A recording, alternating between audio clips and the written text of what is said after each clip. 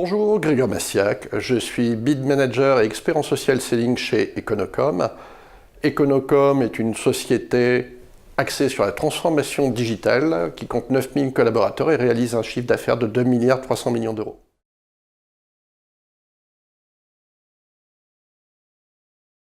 Econocom est un acteur majeur de la transformation digitale. Nos clients subissent une mutation, une révolution technologique par le bas. Aussi, les accompagner dans leurs besoins futurs nécessite pour nous de faire coller nos offres au plus près de leurs préoccupations. Ce qui veut dire que nous sommes obligés de mettre, dès nos cycles de vente, dès l'identification, la mise en œuvre du social selling. On va donc retrouver le social selling à la fois pour savoir qui est en charge de ces nouveaux axes de développement chez nos clients, comment ensuite identifier leur motivation profonde dans leur prise de décision.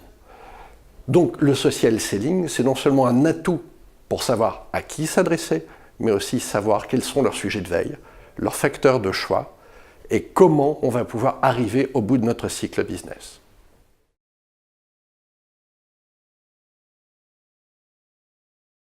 Pour mettre en œuvre le social selling, nous appuyons au sein du groupe Econocom sur deux approches. D'abord une approche au niveau de nos processus existants, qui vont de l'identification d'un prospect jusqu'à la fin du cycle de vente. Donc ça, c'est régi par notre système de management de la qualité.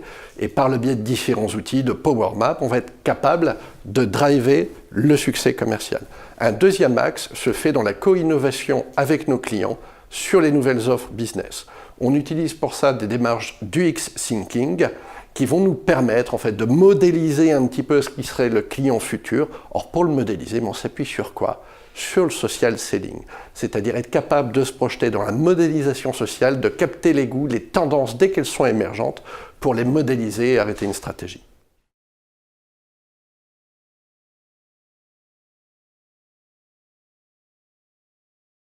Un expert du social selling se reconnaît à son carnet d'adresses. Dans le passé, on travaillait son carnet d'adresses, c'était quelque chose qui, par exemple, pour un commercial, est un axe essentiel. On le recrute autant pour ses compétences que pour son carnet d'adresses. L'expert en social selling, c'est celui qui va être capable non seulement d'exploiter son carnet d'adresses, mais d'exploiter le carnet d'adresses de l'ensemble des personnes avec lesquelles il travaille. Pourquoi ? Parce qu'il sait qu'il n'y a que 7 niveaux de relation qui le séparent de Barack Obama. Grâce à cela, on est capable en fait de toucher chez un client l'ensemble des décideurs, des influenceurs qui seront les clés du succès business.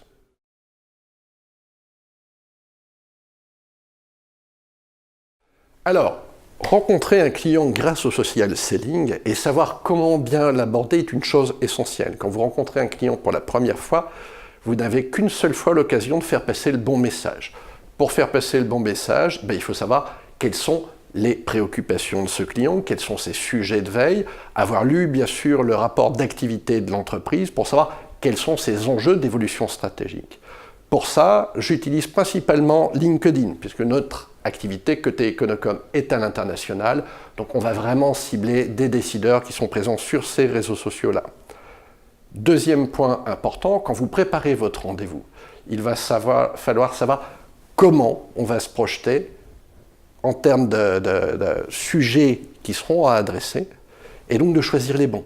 À partir du moment où vous choisissez les bons, il y a un impact qui est phénoménal. Vous êtes parfois capable d'anticiper des éléments clés de la stratégie de votre client au point qu'il se pose la question de savoir « est-ce que j'ai eu une fuite chez moi ?» Comment vous faites pour être au courant?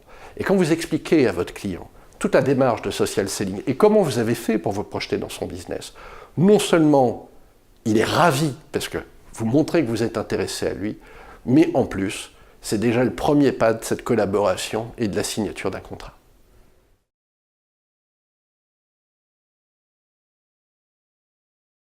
L'organisation de la veille pour le social selling est grandement facilitée par les outils. Même avec un simple compte LinkedIn, vous allez tout simplement pouvoir vous abonner à des groupes de travail et des partages sur des sujets d'intérêt commun.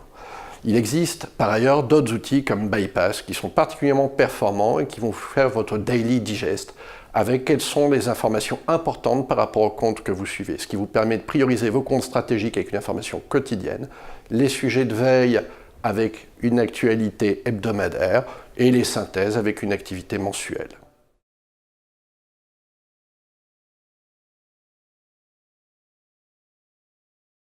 L'intégration du social selling dans mon agenda est excessivement simple.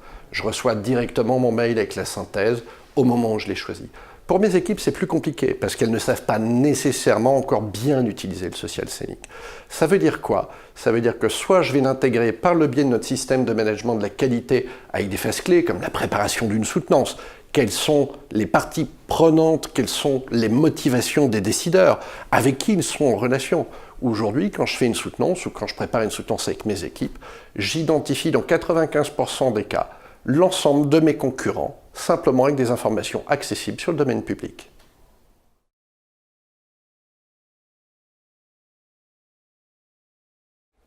Mutualiser ses contacts dans le social selling, c'est essentiel. C'est ce qui va vous permettre, au lieu de toucher 35 000 personnes avec 500 contacts, ça va vous permettre, en mutualisant les contacts des autres personnes qui travaillent à même client, qui a de nombreuses activités, de mutualiser 1500 contacts qui permettront de toucher 250 000 personnes.